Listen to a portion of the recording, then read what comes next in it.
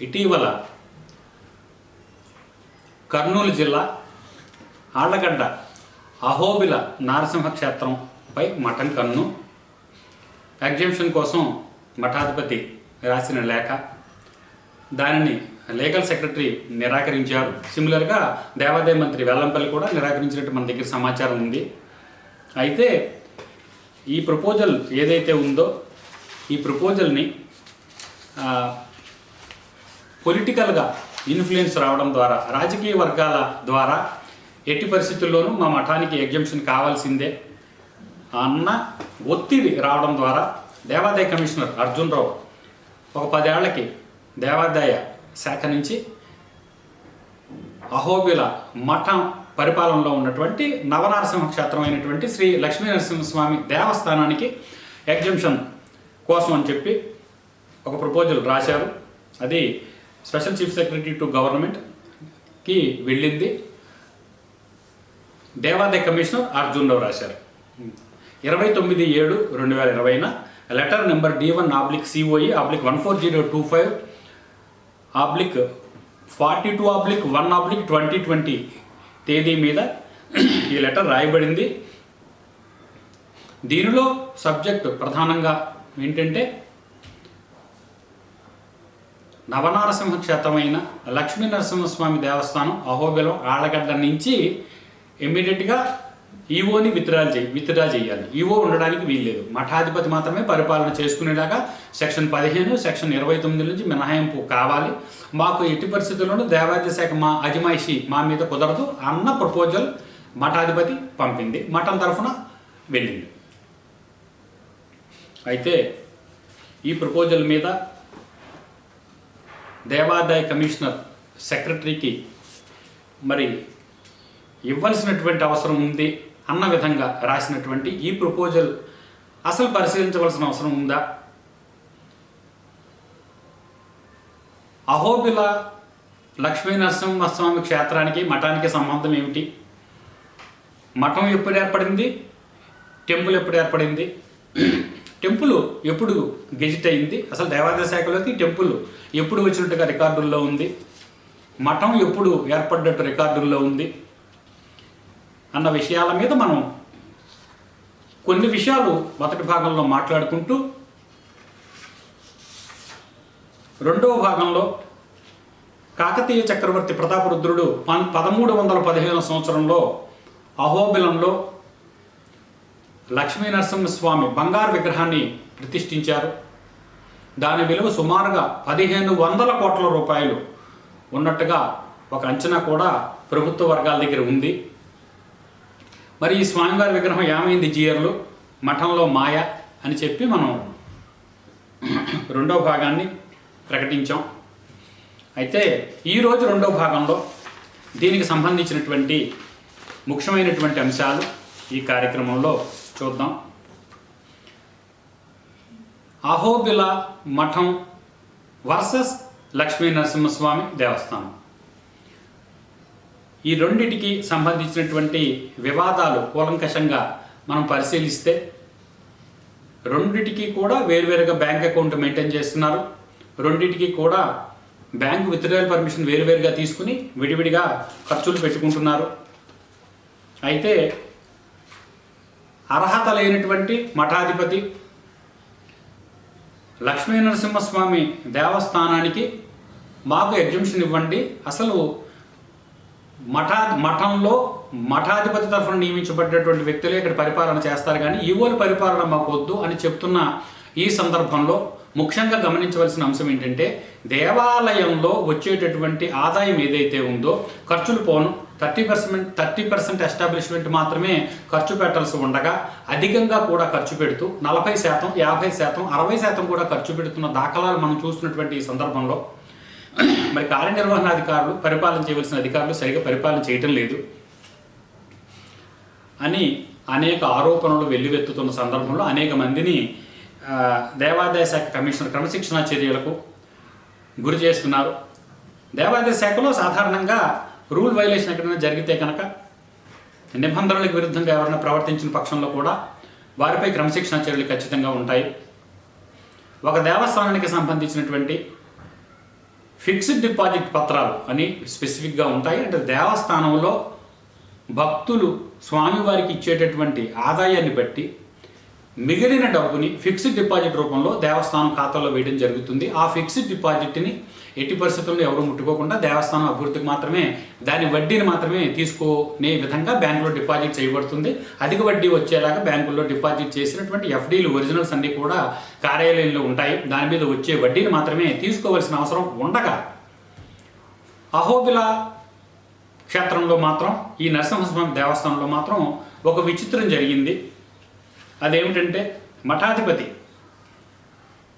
ఎవరైతే ఉన్నారో, ప్రస్తుతం పరిపాలిస్తున్నటువంటి వ్యక్తి ఎవరైతే ఉన్నారో 4,05,67,065 రూపాయల 47 పైసల ఈ ఫిక్స్డ్ డిపాజిట్లు కమిషనర్ అనుమతి లేకుండా విత్డ్రా చేసి తీసుకుని వాళ్ళ అకౌంట్లో వేసుకుని వాడేసుకున్నారు అనేటటువంటి ఒక ఆరోపణ మఠాధిపతి మీద ఈరోజు వచ్చింది. దీని మీద కమిషనర్ కార్యాలయానికి సంబంధిత ఈవో వివరణ కూడా రాయడం జరిగింది. ఎందుకంటే ఏ ఏ సందర్భాల్లో ఎంతంత ఫిక్స్డ్ డిపాజిట్లు కమిషనర్ పర్మిషన్ లేకుండా వీళ్ళు దేవస్థానం డబ్బు వాడుతున్నారు, వాడవలసిన అవసరం ఏంటి అనేటటువంటి అంశాన్ని కనుక మనం పరిశీలించినట్టయితే, ఫిక్స్డ్ డిపాజిట్లు విత్డ్రా చేస్తే ఎప్పుడైనా కానీ కమిషనర్ పర్మిషన్ లేకుండా క్రమశిక్షణ చర్యలు తీసుకునేటటువంటి అవకాశం ఉన్నటువంటి దేవాదాయ చట్టం లేకుంటే సంబంధిత జీవోలు, రూల్స్ అన్నీ కూడా ఈ 4,05,67,065 రూపాయల 47 పైసలు విత్డ్రా చేసినటువంటి the following FDRs are drawn by మఠాధిపతి Ahobilam without approval of competent authority and not taking original FDRs which are under safe custody of the EO. The Mathadipati Ahobilam was drawn the transferred of MUT account number 00201001001155 directly without prior notice of the EO. The specific report was submitted to the Commissioner Endowments Department, Vijayawada, via this office RC number A187/2020 dated 21/6/2020. దీని మీద దేవస్థాన కార్యనిర్వహణాధికారి కమిషనర్కి ఒక proposal పంపడం జరిగింది, ఒక letter రాయడం జరిగింది, మఠాధిపతి మీద ఒక ఫిర్యాదు కూడా చేయడం జరిగింది. మఠానికి సంబంధించినటువంటి వ్యక్తులు ఎఫ్డిఆర్లు మా పర్మిషన్ లేకుండా వాళ్ళు వాడేశారు, ఒరిజినల్ ఎఫ్డిఆర్లు మా దగ్గర ఉన్నప్పటికీ కూడా దేవస్థానం అకౌంట్కి ఆ ఎఫ్డిఆర్ ట్రాన్స్ఫర్ అయినట్టుగా వాళ్ళు మార్చుకుని ఈ డబ్బు ఏదైతే ఉందో వాళ్ళ అకౌంట్కి ట్రాన్స్ఫర్ చేసుకుని వాళ్ళు ఇష్టారాజ్యంగా ఖర్చులు పెట్టుకుంటున్నారు అనేది ప్రధానంగా మఠాధిపతి మీద, మఠానికి సంబంధించిన కార్యనిర్వహణ చేస్తున్నటువంటి వ్యక్తుల మీద కార్యనిర్వహణ అధికారి చేస్తున్నటువంటి ఆరోపణలకు సంబంధించినటువంటి నిజ నిరూపణ పత్రాలు. ఇది దేవాదాయ కమిషనర్కి ప్రస్తుత ఈవో గంజి మల్లికార్జున ప్రసాద్ అసిస్టెంట్ కమిషనర్ హోదాలో రాసినటువంటి పత్రం. సరే, మరి ఏ ఏ తేదీల్లో ఎంతంత ఫిక్స్డ్ డిపాజిట్లు ఈ మఠాధిపతి తరఫున ఎటువంటి వ్యక్తులు విత్డ్రా చేసుకున్నారు వాళ్ళు అనేటటువంటి వివరాలు కనుక ఒకసారి చూస్తే, FDR number 1313583,198, date of deposit 4/11/2019, deposit amount 64,96,014 rupees, date of maturity 29/11/2020, maturity amount 65,35,746 rupees 47 paisa, and amount withdrawal date ఏ రోజునైతే మఠాధిపతి అమౌంట్ విత్డ్రా చేశారో 21/12/2019 వాళ్ళు 2019 వీళ్ళు అమౌంట్ విత్డ్రా చేసుకున్నట్టుగా చెప్తున్నారు. దీనికి కాంపిటెంట్ అథారిటీ కమిషనర్ పర్మిషన్ లేదు, ఈవో కూడా వాళ్ళ అనుమతి తీసుకోలేదు. Number 2 FDR number 1313583,181, date of deposit 4/11/2019, deposit చేసినటువంటి అమౌంట్ ఎంత ఉందంటే 75,78,683 రూపాయలు, డేట్ ఆఫ్ మెచ్యూరిటీ 29/11/2020 మెచ్యూరిటీ అయ్యే విధంగా వేశారు. మెచ్యూరిటీ తర్వాత వచ్చేటటువంటి అమౌంట్ ఎంతైతే ఉందంటే 76,56,541 రూపాయలు 50 పైసలు రాగా దాన్ని 22/1/2020 ఈ మఠాధిపతి వాళ్ళ అకౌంట్లోకి మార్చుకుని ఖర్చు పెడుతున్నట్టుగా చెప్తున్నారు. ఇది రెండవ ఎఫ్డిఆర్. మూడవ ఎఫ్డిఆర్ వివరాలు చూద్దాం. 1313583,174 FDR number, dated 4/11/2019, deposit amount ఎంత అంటే 75,78,683 రూపాయలు డిపాజిట్ చేశారు. డేట్ ఆఫ్ మెచ్యూరిటీ 29/11/2020 కాగా మెచ్యూరిటీ అయినటువంటి అమౌంట్ 76,56,541 రూపాయల 50 పైసలుగా చెప్తున్నారు. దీన్ని 22/1/2020 మఠాధిపతి కమిషనర్ పర్మిషన్ లేకుండా విత్డ్రా చేసుకున్నటువంటి ఇది మూడవ ఎఫ్డిఆర్. నాలుగో ఎఫ్డిఆర్ వివరాలు చూద్దాం. FDR number 13138599613. ఇది డిపాజిట్ చేసినటువంటి తేదీ 21/5/2019. డిపాజిట్ చేసినటువంటి అమౌంట్ ఎంతంటే 77,37,000 రూపాయలు డిపాజిట్ చేశారు. దీని డేట్ ఆఫ్ మెచ్యూరిటీ 15/6/2020. మెచ్యూరిటీ అయిన తర్వాత బ్యాంకు నుండి వచ్చేటటువంటి అమౌంట్ ఎంతంటే 81,65,000 రూపాయల 22 రూపాయలు వచ్చే విధంగా ఇది ఏర్పాటు చేయబడింది. ఇది 2/4/2020 వీళ్ళు మఠాధిపతి విత్డ్రా చేసుకున్నారు. ఇంకా ఆఖరగా 5వ ఎఫ్డిఆర్ ఎంతంటే నెంబర్ 13138599620. ఇది FDR number. Date of deposit 25/5/2019 తేదీన ఇది డిపాజిట్ చేయబడింది. ₹1,00,00,000కి ఎఫ్డిఆర్ని విత్డ్రా చేయబడింది. డేట్ ఆఫ్ మెచ్యూరిటీ 15/6/2020 కాగా ఇది మెచ్యూరిటీ అయిన నాటికి వచ్చేటటువంటి అమౌంట్ 1,53,214 రూపాయలు విత్డ్రా చేశారు మఠాధిపతి 2/4/2020. ఈ విధంగా మొత్తం ఈ 5 ఎఫ్డిఆర్లకు సంబంధించినటువంటి అమౌంట్ కమిషనర్ పర్మిషన్ లేకుండా విత్డ్రా చేయబడినది 4,05,67,065 రూపాయల 47 నిర్ధారింపబడింది. అంతేకాకుండా ఈ అమౌంట్కి సంబంధించినటువంటి మఠాధిపతి చర్యలు చేసినట్టు కమిషనర్కి ఆల్రెడీ రిపోర్టు ఎగ్జిక్యూటివ్ ఆఫీసర్ రాసినప్పటికీ కూడా ఎటువంటి డిసిప్లినరీ యాక్షన్ మఠాధిపతికి సంబంధించినటువంటి మనుషుల మీద కూడా మఠం మీద కూడా కమిషనరు తీసుకున్నటువంటి దాఖలాలు కూడా లేవు.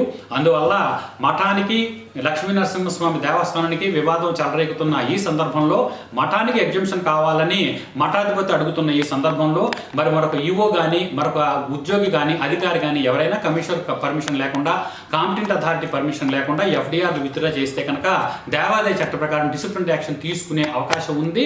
అనేక సందర్భాల్లో తీసుకున్నటువంటి దాఖలాలు కూడా మనం చూసాము. కానీ ఇప్పుడు ఈ మఠాధిపతి మీద మఠానికి సంబంధించిన వ్యక్తుల మీద యాక్షన్ తీసుకునేటటువంటి డిసిప్లినరీ అథారిటీ ఎవరు, మరి ఎందుకు డిసిప్లినరీ యాక్షన్ తీసుకోలేదు అనేటటువంటి దానికి కూడా కమిషనరు సమాధానం చెప్పవలసినటువంటి అవసరం ఉన్న ఈ సందర్భంలో మరొక ముఖ్యమైన ప్రశ్న ఏంటంటే, మరి గతంలో మనం మాట్లాడుకున్నాం, చర్చించుకున్నాం, మనం ఆల్రెడీ దీని మీద ఒక ప్రకటన కూడా చేసాం. 1315 సంవత్సరంలో కాకతీయ చక్రవర్తి ప్రతాపరుద్రుడు అహోబిలంలో ఒక విగ్రహం ప్రతిష్ఠించాడు. బంగారు విగ్రహం సుమారు 1,500 కోట్ల రూపాయలు విలువైనది. ప్రస్తుతం అది అహోబిల దేవస్థానంలో లేదు. ఆ విగ్రహం ఏమైందో జీయర్లు సమాధానం చెప్పాల్సిన అవసరం ఉండగా వాళ్ళు సమాధానం చెప్పట్లేదు. ఈ రకంగా మఠంలో మాయ జరుగుతోంది అని మనం ప్రకటించిన తర్వాత దీనికి సంబంధించి మనకి ఒక లక్ష్మీ నరసింహస్వామి భక్తుడు అహోబిల మఠం నుంచి మనకి మన కార్యక్రమాలు చూశాక మనకు ఒక రిప్లై ఇవ్వడం జరిగింది. ఆ కార్యక్రమాల్లో మీరు సవరించుకోవాల్సిన అవసరాలు ఉన్నాయి, మీకు కొన్ని సవరణలు ఉన్నాయి, నా దగ్గర దీనికి సంబంధించినటువంటి యథార్థమైనటువంటి మెటీరియల్ నేను పంపగలను. అందువల్ల మీరు భక్తుల మనో అభిప్రాయాలు హిందువుల మనోభావాలు దెబ్బతినకుండా కార్యక్రమాలు చేస్తే బాగుంటుంది అని మన కార్యక్రమాలని అభినందిస్తూనే వారు కొన్ని విమర్శలు కూడా చేశారు. వారి పేరు కిడాంబి సేతురామన్. ఈయన అహోబిలం ఆలగడ్డలో ఉంటారు. ఈయన లెక్చరర్ అట. ఈయన కూడా వారికి సంబంధించినటువంటి వివరణ ఇచ్చారు.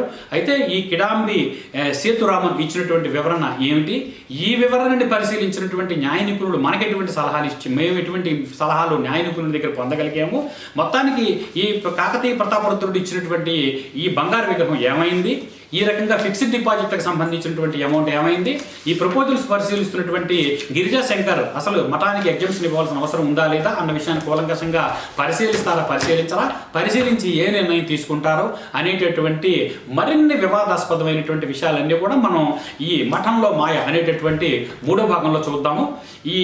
అంతేకాకుండా ముఖ్యంగా దీనిలో చర్చించవలసినటువంటి మరొక విషయం కూడా ఏంటంటే, హిందూ మత ధార్మిక సంస్థల మండలి కమిషనర్ వారి కార్యాలయం కెథడ్రాల్ పోస్ట్ మద్రాసు నుంచి 21/2/1945 ఆల్రెడీ గవర్నమెంట్కి ఒక రిపోర్ట్ ఇవ్వడం జరిగింది. దానిలో మఠానికి సంబంధించి ఎటువంటి వివాదాలు ఉన్నాయి, మఠాధిపతి ఏ రకంగా అరాచకాలు అక్రమాలకు పాల్పడుతూ ఈ నరసింహస్వామి క్షేత్రం మీద కన్ను వేసి ఏ రకంగా దీనిని కబ్జా చేసుకుని వారు పరిపాలన చేస్తున్నారు, ఏ రకంగా ఇక్కడ అవినీతి జరిగింది, ఎన్ని రకాలైనటువంటి అక్రమాలు జరుగుతున్నాయనేది ఇచ్చినటువంటి రిపోర్టు OA నెంబర్ 56/45 మీద కూడా మనం వివరంగా చర్చిద్దాం.